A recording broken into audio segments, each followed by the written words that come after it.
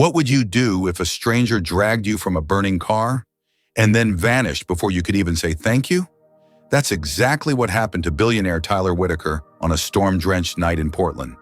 One moment he was crashing off Eastwood Bridge, lost in despair, after learning he could never have children.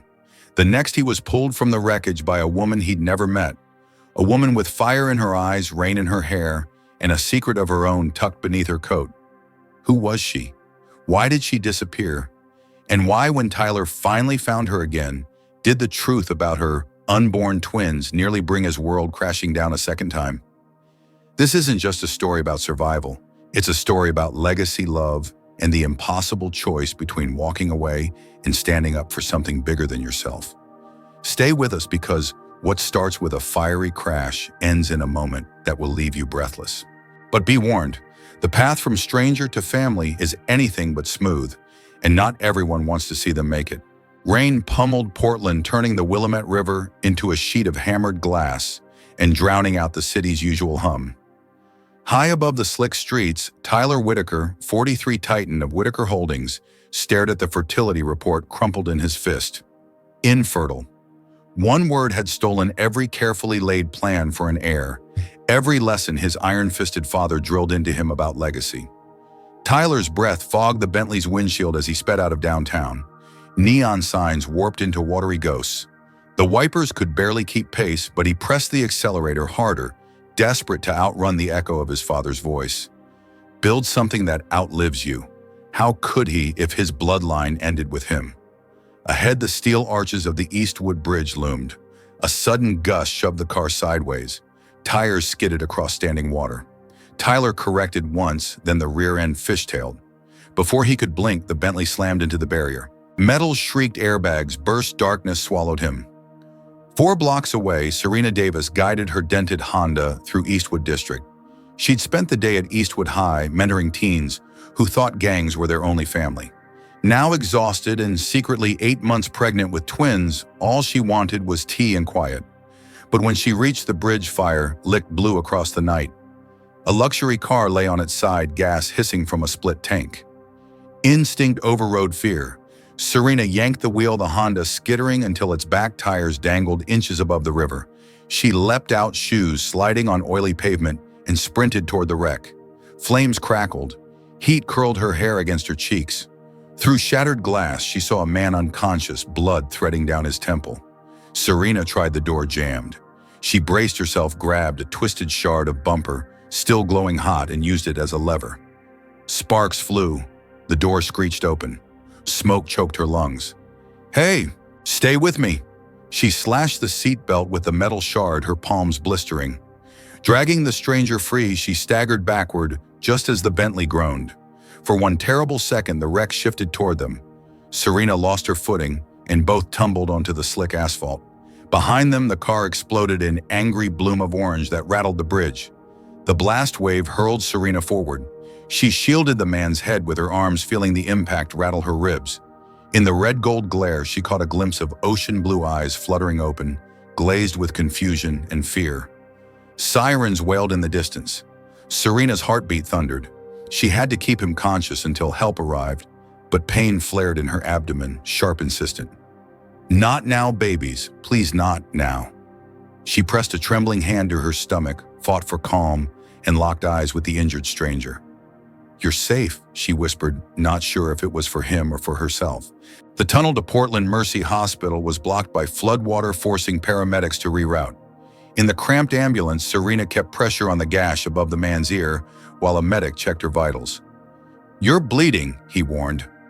"I'm fine," she lied, throat raw from smoke. She refused oxygen until the stranger had his mask secured. Only when his pulse steadied did she accept the mask herself, lungs burning. They hit traffic, another crash ahead. Lights flashed. Time stretched. The man's eyes opened again, searching hers. "My car," he wheezed. "Gone." "You're not."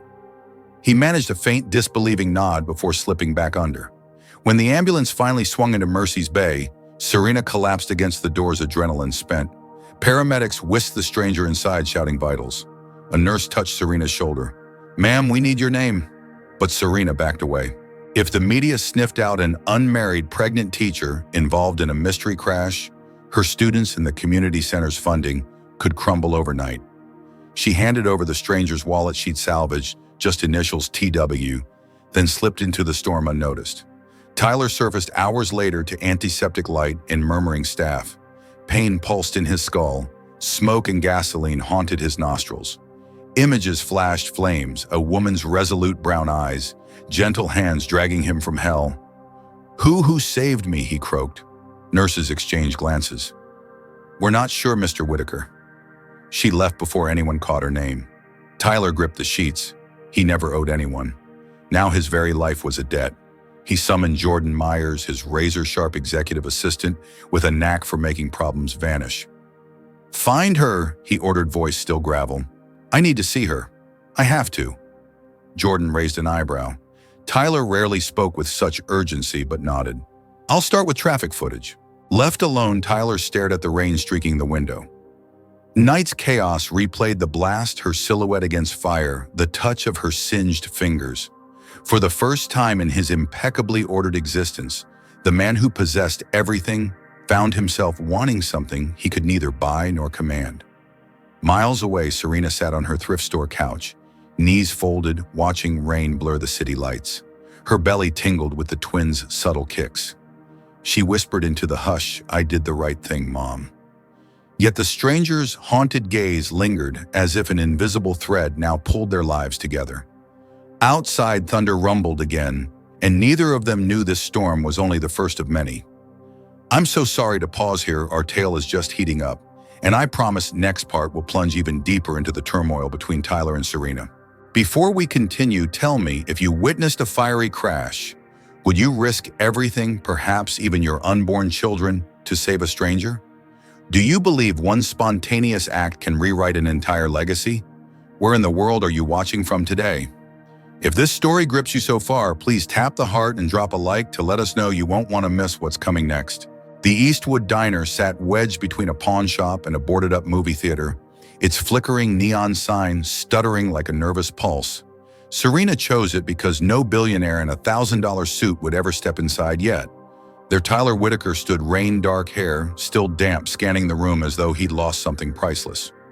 Serena hesitated in the doorway, one hand unconsciously cradling her belly. Tyler spotted her and nearly knocked over his water glass in his haste to rise. Every eye turned toward the unlikely pair, the city's most elusive tycoon and a teacher in a thrift store cardigan. He tried a smile. "Serena, thank you for meeting me. Let's keep this quick," she muttered, sliding into the booth opposite. If the gossip hounds caught her here, the Eastwood Center might lose what little funding it had. Tyler drew a breath. "You saved my life. I can't let that go unspoken. I didn't do it for gratitude." She folded her hands to hide the new tremor in her fingers. Before Tyler could answer, the din of the diner shifted like air sucked from a room before a storm. The front door burst open and a flashbulb popped.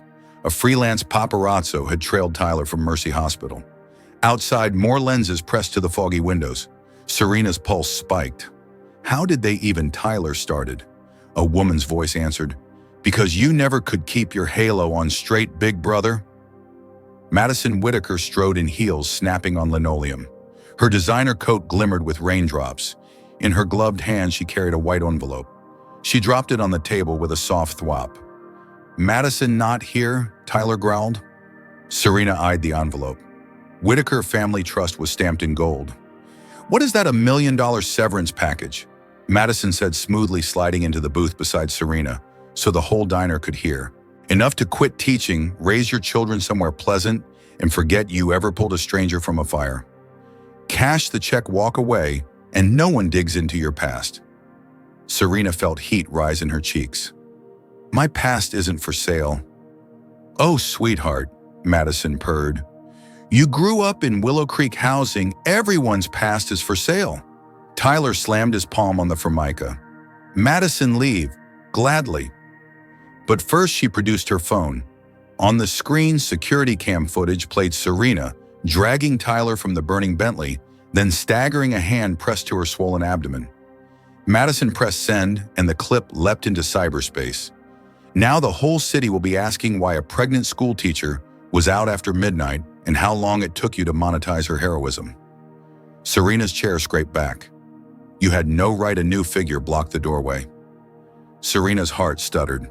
Derek Price flannel jacket, predatory grin, tipped an invisible hat. He scanned the cameras outside, then her belly. Evening, Rena. Nice upgrade. He flashed a cheap phone so only she could see a text thread, 5 mil or the tabloids get baby hustler, exclusive.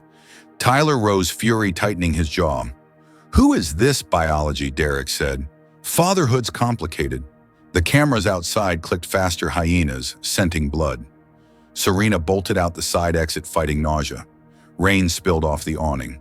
Tyler followed, calling her name, but she rounded the alley corner and pressed her back to the bricks, breathing hard. Footsteps sloshed. Tyler appeared, minus the photographers. His expensive shoes were soaked. Serena, I'm sorry, my sister. My world doesn't understand yours. She wiped rain from her face. Your world just put mine on trial. He swallowed. Let me help. With hush money, she pointed toward the diner where Madison's silhouette loomed. No. Tyler's voice cracked rawer than she'd heard. I can't buy what matters. I learned last week I'm incapable of having children. My entire legacy ended in a phone call. And then there you were, dragging me out of a fire, carrying life inside you. I've never felt so humbled. The confession punched the air from her lungs. Thunder rolled above the river. For a beat, Serena saw not a billionaire, but a man drowning in the same fears that stalked her sleepless nights. But headlights swung into the alley, the paparazzi rediscovering their prey. Tyler stepped instinctively in front of Serena as shutters snapped. That protective gesture tore a fragile seam in her resolve. I can't do this, she whispered. I have my students, the center, these babies. I can't survive under a microscope. Tyler's shoulders sagged, rainwater tracing the angles of his face. Then I'll make them look at me, not you. He faced the photographers. Gentlemen, you want a story tomorrow noon? Whitaker Tower. I'll answer every question alone. A hush rippled through the alley. Journalists exchanged startled glances. Such access was gold. Tyler turned back to Serena. Give me 12 hours. If you still want distance after that, I'll respect it. Before she could respond, a stabbing cramp knifed through her abdomen. Her knees buckled. Tyler caught her shouting for an ambulance. A photographer got the shot, billionaire cradling a collapsing pregnant woman, rain streaking like falling shards of glass. Sirens wailed again, echoes of the night they met. I hate to leave you right as the ambulance doors slammed shut and the city braces for Tyler's explosive press conference. But we have to pause here. In your opinion, should Serena trust Tyler's promise to shield her or cut ties before the scandal turns lethal? What do you suspect Madison's next move will be now that her check was rejected? Which country are you watching from tonight? Tap the heart and drop a like. If this twist kept you on the edge of your seat, we'll dive straight into part 3 soon. Floodlights flared across Whitaker Tower as midnight bled into dawn. Inside Portland Mercy Hospital, Serena Davis lay in a dim recovery room, pulse monitor beeping a lullaby. The faint rumble of Tyler Whitaker's press conference echoed through every phone and TV on the ward. Cameras zoomed as the billionaire stepped alone to the podium, rain still gleaming on his suit. My life was saved by a woman who had nothing to gain, he began, voice rough. Serena Davis is no gold digger. She's a teacher, a mentor, and the bravest soul I've met. Gasps swept the press pit when Tyler added, I'm infertile. Any gossip suggesting I bought her children is a lie. Then he turned the narrative. Whitaker Holdings would endow a $10 million fund for the Eastwood Center and full scholarships for every senior Serena currently advised. Reporters peppered him with questions, but he kept repeating what mattered, judge me, not her. Across town, Derek Price watched the live stream in a motel room littered with lottery tickets. Rage twisted his features, his payday was slipping away. He yanked out his phone and texted a tabloid contact, play the university scandal clip, now or the deal's off. Yet he never saw Madison Whitaker step from the shadows of the hallway behind him, Jordan Myers at her side, and a detective in plain clothes moments behind. Madison's voice was steel. My brother nearly died because of greed. I won't let yours destroy him. The detective slapped cuffs on Derek just as the tabloid line clicked unanswered. From her hospital bed, Serena received the news in a trembling whisper from Jordan. The relief was so overwhelming it triggered a contraction, but this time it was pure gratitude squeezing her chest. 2 weeks later, a pale winter sun spilled over Eastwood District. Serena, wrapped in a navy coat, stepped onto the stage that Tyler's crew had built behind the community center, now freshly painted and emblazoned with a new sign, Marilyn Davis Learning Pavilion. Nurses lined the front row with twin incubators bearing Ava and Lily, tiny but steadily thriving. Students filled every patch of frozen grass. Andre Parker held a handmade banner. "Thank you, Miss D. Tyler," joined Serena before the microphones, his hand hovering respectfully near hers. "Today isn't about saving face," he told the crowd. "It's about building futures." He announced the center's expansion, but Serena's voice carried further. "My mother taught me legacy isn't blood, it's whose life you lift."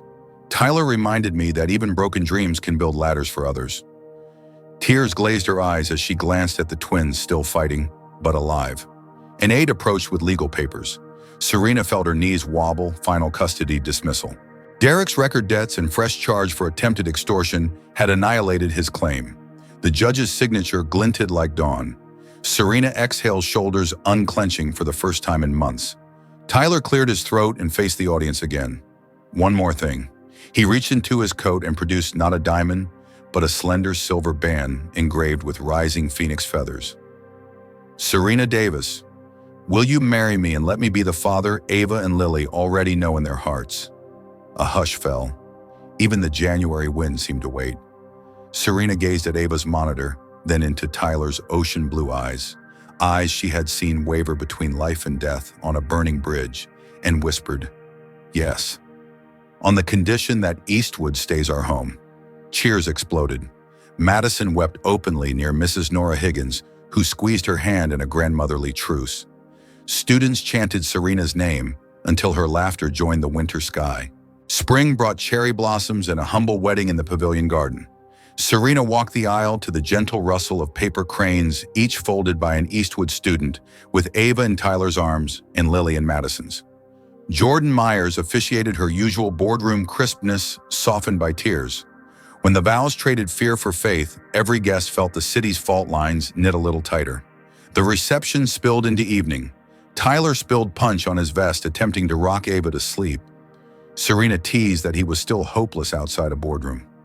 Madison toasted the couple, admitting her own childhood scar, a father so obsessed with dynasty he forgot kindness. "Serena reminds me," Madison said, voice wavering, "that real empires are built on second chances." Even skeptical donors wiped at their eyes. 1 year later, Eastwood's basketball court overflowed for the inaugural Whitaker Davis Scholarship Awards. Andre Parker, now a freshman engineer at Oregon State, handed Serena a plaque that read, "Legacy, Love, and Action." Ava and Lily, sturdy toddlers, toddled across the stage, chasing bubbles Tyler blew between speeches. Reporters snapped photos, but this time the flashbulbs felt like confetti, not crosshairs. As dusk warmed to indigo, Serena leaned against Tyler near the mural students had painted, a fiery wreck on one side, a blossoming community on the other, bridged by two clasped hands. "Crazy," she whispered. "One storm, one choice." Tyler kissed her forehead. "One hero," he pointed at the painted hands. "And one promise, we keep building." She slid her fingers through his. Together. Their silhouettes merged with the mural while Eastwood streetlights clicked on each bulb, flickering, then glowing steady like legacies choosing to shine. Thank you for staying with Tyler and Serena until the very last glow of the streetlights. Which moment moved you most? Tyler's public confession, Derek's arrest, or the garden wedding? Do you believe Madison's transformation felt earned, or would you have written her fate differently? What country are you tuning in from tonight? If this finale touched your heart, please smash that like button, drop a heart, and share the video so more friends can find hope in Eastwood's story. Remember, comment number 3 if you loved it, number 1 if it missed the mark, or no to 2 if you're on the fence. We're listening.